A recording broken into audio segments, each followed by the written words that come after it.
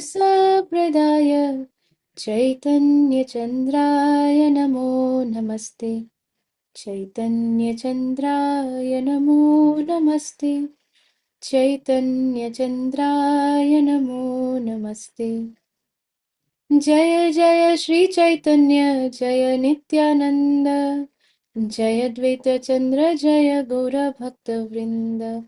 जय जय श्री चैतन्य जय नित्यानंद। जय द्वैतचन्द्र जय गौरभक्तवृन्द। हरे कृष्ण कृष्ण कृष्ण हरे हरे, हरे Ram Ram Ram Hare Hare.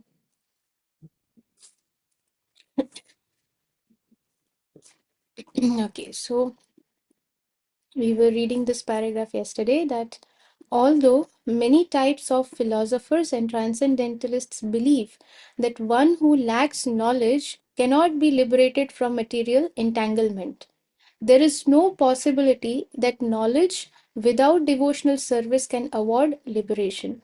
So, although, so what Sri Chaitanya Mahaprabhu is saying, what Srila Prabhupada is explaining here is that many philosophers and transcendentalists, they believe that if somebody does not have knowledge, they cannot get liberated from material entanglement. But what is given more importance by Sri Chaitanya Mahaprabhu is that if somebody has knowledge, but if somebody is not engaged in devotional service, then in no way they can get liberation. So knowledge alone will not give liberation. This is what Sri Chaitanya Mahaprabhu is clarifying. So devotional service is must, must, must. There is no other way, no other way, no other way. Just like Hare Nam, Hare Nam, Hare Nam, Eva Kevalam. Kalo nasteva nasteva nasteva gatir anyatha. Just like that, without devotional service, there is no question of liberation. One may have some knowledge, one may be doing Shravanam, one may be knowing many things, but if they are not engaged in devotional service, that is favorable to Krishna consciousness, that is favorable or anukul to the instructions of Krishna. Until somebody is engaged in this way, there is no question of liberation. In other words, when Gyan or the cultivation of knowledge leads one on to the path of devotional service, then only does it help one gain liberation, but not otherwise. So if somebody is cultivating knowledge, and through that knowledge they are coming to a point that, okay, that means now I have to serve Krishna positively that in a way that is favorable to Krishna consciousness, in a way that is favorable for me to progress in Krishna consciousness, in getting a consciousness that is completely Krishna centered. And if somebody comes to that point by acquiring knowledge, then that is good, because then that will help such a person to gain liberation, but not otherwise. This is confirmed by Brahma in Srimad Bhagavatam, Canto 10, Chapter 14, Text 4. श्रेयः श्रुतिं भक्तिम् उदास्यते विभो क्लिश्यन्ति ये केवलबोधलब्धयते तेषाम् असौ क्लेशल एव शिष्यते नान्यद् यथा स्थूल तुषावघातिनाम्. My dear Lord, devotional service unto you is the best path for self-realization. Brahma is saying this, who is the creator of this universe. My dear Lord, my dear Lord Krishna, devotional service unto you is the best path for self-realization. If someone gives up that path means devotional service, and engages in the cultivation of knowledge or in speculation, he will simply undergo a troublesome process and will not achieve his desired result. So whatever a person may do, no matter what they do, they may be doing charity, they may be going to the temple 100 times, they may be doing some seva there, some charity and all those things, but all of that is of no use unless one comes to this point of serving Krishna as per the instructions of Krishna, engaging in devotional service under guidance, under spiritual guidance, under a bona fide spiritual master. Unless somebody comes at this point, there is no um, there is no question of that person becoming successful in their endeavors, no matter what kind of endeavors they are doing, no matter what kind of austerities or penances or charity or whatever it is. They may think they are doing something great and that is going to lead to some great result. But no, Brahma has said this, that they are just going to undergo a troublesome process and will not achieve the desired results. Just as a person who beats an empty husk of wheat cannot get grain, one who engages simply in speculative knowledge cannot achieve the desired result of self realization. His only gain is trouble. Who is saying this? Brahma. In the Bhagavad Gita, so it is very easy to, we may think that, okay, every day we are listening to the same thing again and again and again. But the point is, are we really understanding it? Are we really trying to apply it or follow it? That is the question. Krishna is not fool. The pure devotees of Krishna are not fools. They understand something in just one go and they can apply it. But us, we are on a level that although we are hearing it every day, we are hearing it, but we are unable to register it somewhere. And even if we register it at some level, we are unable to apply it. So therefore, Krishna is repeating the same thing in Bhagavad Gita. Therefore, Mahaprabhu is repeating the same thing in this in his instructions to Sri Rup Sanatan Shiksha. And therefore, Srila Prabhupada is repeating the same thing again and again. That at some point we will come to the point where we are able to accept and we start following it, or we try to put efforts to follow it. That is the important point. We are listening that devotional service is the best method. Without devotional service, there is only going to be trouble. Without devotional service, a person is going to go through birth and death cycle again and again and again. But what is this devotional service? Are we really putting in devotional service? So the question is, if the question is yes, now I have come to this point where I've accepted Krishna as God. I have accepted that I have accepted Bhagavad Gita, the teachings of Bhagavad Gita to be true. Now, in Bhagavad Gita, whatever is written, how do I understand it in my own life? So, for that, we need someone who is more advanced than us in spiritual life, and we need to take guidance from that person who is a bona fide representative of a bona fide spiritual master. Are we doing that? If we are doing that, then we are on the right track. If we are not doing that, then we should pray that Krishna gives us someone, Krishna sends someone who is his very dear devotee and who can hold our hand and take us ahead in Krishna consciousness. In the Bhagavad Gita, chapter 7, text 14, it is stated that material nature is so strong that it can be surmounted only by those living entities who surrender unto the lotus feet of Krishna. Material nature is very strong. Only they can cross the ocean of material existence. Who have completely surrendered to the lotus feet of Krishna. What does that mean? What is the meaning of surrendering unto the lotus feet of Krishna? I may think in my mind that yes, I have surrendered unto the lotus feet of Krishna. Tomorrow, if my mentor, my guide, my Shiksha Guru is telling me that, okay, Mataji, you do so and so thing, you do such and such thing. Am I ready to do it? In Chaitanya Charitamrita, Srila Krishnadas Kaviraj Goswami Maharaj is saying one thing. I forgot the verse. I cannot recite the verse, but I will tell the translation or the purport of it, that we should not consider our Shiksha Guru and our Diksha Guru to be different. One who differentiates between Shiksha Guru and Diksha Guru is an offender. And I have heard from my Shiksha Guru that we should not use this word Shiksha Guru very lightly. Shiksha Guru means heavy. Guru means somebody who is heavy. Guru is not a fashion thing that you put in the pocket and you go ahead, that now I have a guru. Now my guru is going to take my karma and I'm going back to Godhead. Said who? Are you really following your guru? Are you the servant of your guru, or are you trying to be the master of your guru? That is the question. Are you really surrendered?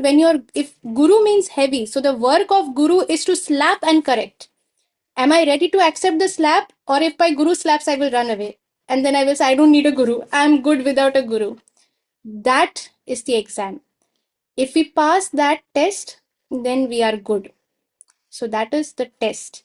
Then the next thing is, I also heard from my Shiksha Guru that, and not just heard, this is very true also, that if we say that when I accept somebody as my guru, Shiksha Guru or mentor or guide or whatever terms we may use, when we say that yes, this person, so and so person is my Shiksha Guru, not only listening to the instruction, but we should every day in the morning in our mind, we should think that I want to wash the lotus feet of this person, of my Guru, and I want to take the Charnamrit.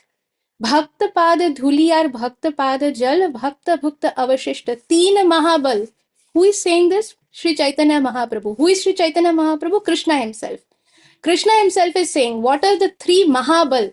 Krishna is not saying that come and take my remnants, come and wash my feet and take that Charnamrit and come and eat. No, Krishna is not saying that. Krishna is saying that Bhakta Pad, one who is a devotee of Krishna, Bhakta Pada Dhuli, that means the dust of the lotus feet of my devotee, not my, Krishna's devotee. The dust of the lotus feet of Krishna's devotee. Bhakta Pada Dhuli, Bhakta Pada Jal, that means the water that has washed the lotus feet of Krishna's devotees, pure devotees. And Bhakta Bhukta Avashishta, the devotees have eaten Krishna Prasad. That jhutha, we say कि ये तो झूठा है. Yes, jhuta it is for the people who are like us, who are practicing Krishna consciousness. But for the pure devotees, the devotee knows the value of the remnants of pure devotees. They start, it is like a, everybody will stand there with their hands that give me some small remnant of this devotee. That is the power, that is the potency. It can give you Krishna. One bite and you will relish Krishna consciousness. One bite and you will be able to forget your material attachments, all the hankering that we have, and it can give us immediate Krishna prem.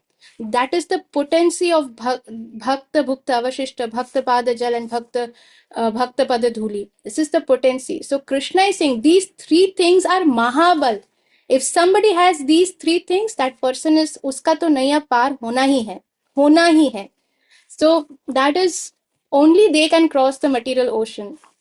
Here it is stated that material nature is so strong that it can be surmounted only by those living entities who surrender unto the lotus feet of Krishna. Surrendering unto lotus feet of Krishna means what? Krishna will not come and stand before me.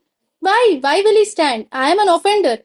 He sends his pure devotees. He sends the representatives of his pure devotees. Am I surrendered to their lotus feet or not? That is the proof. That is the question. Only they can cross the ocean of material existence. For the others, they have to repeat their birth and death until they come to this point. When a living entity forgets that he is eternally the servitor of Krishna, actually, why is it said that eternally forgets servitor of Krishna? Are we not serving Krishna? Are we not cooking bhoga and offering to Krishna and taking prasad? Are we not chanting the rounds? We are doing, right? But still, we are also part of this. Why?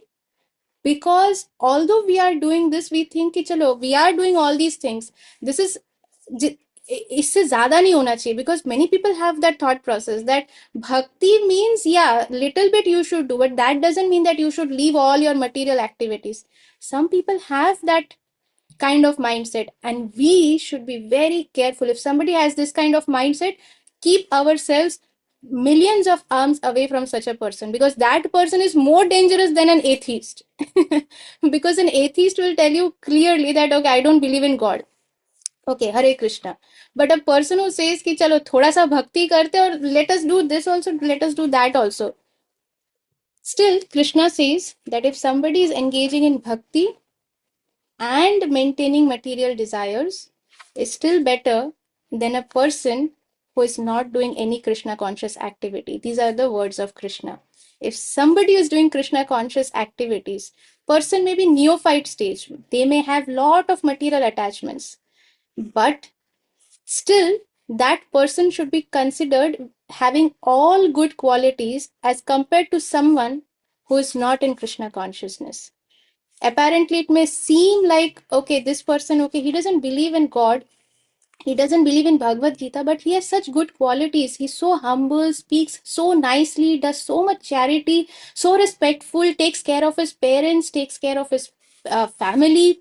He's earning also so, in very proper way, without any, no kala dhan, no kala money like that.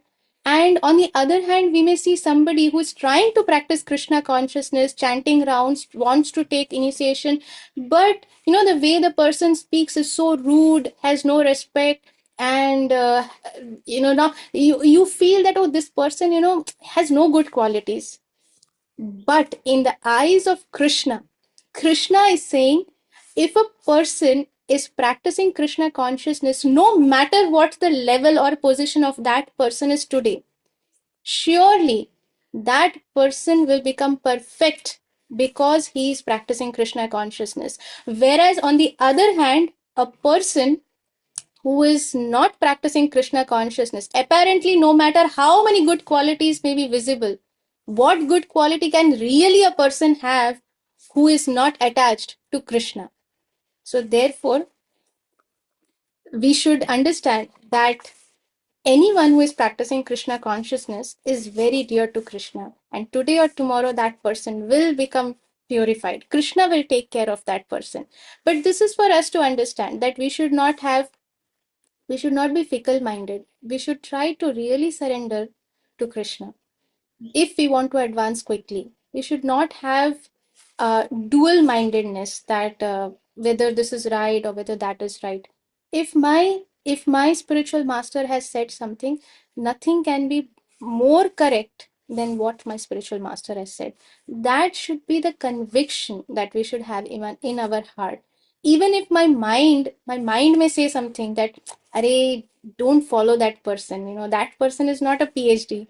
You are a PhD. Okay, or you are you are so well known. You don't follow that. He doesn't know, she doesn't know about you.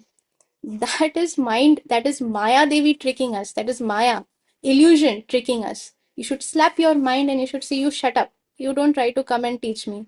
And you should follow what your spiritual master is saying. So, this is a secret, of course. This is out of our reading box, but this is something that we should keep in mind, which will help us to progress in our Krishna consciousness.